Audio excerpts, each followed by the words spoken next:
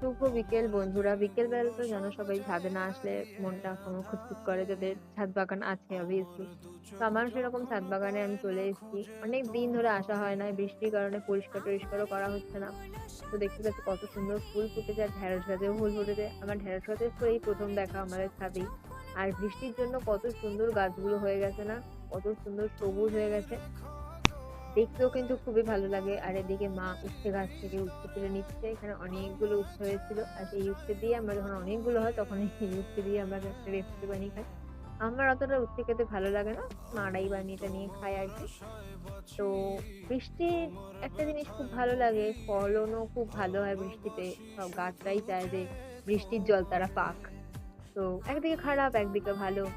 তো দেখতেই পাচ্ছ কতটা সুন্দর সবুজ হয়ে গেছে চারিপাশটা, খুবই দারুণ লাগছে। আর এদিকে তো নয়নতারা ফুল ফুটেছে আমাদের অনেকগুলো। তো আজকের মতো এখানে টাটা, দেখা হচ্ছে নেক্সট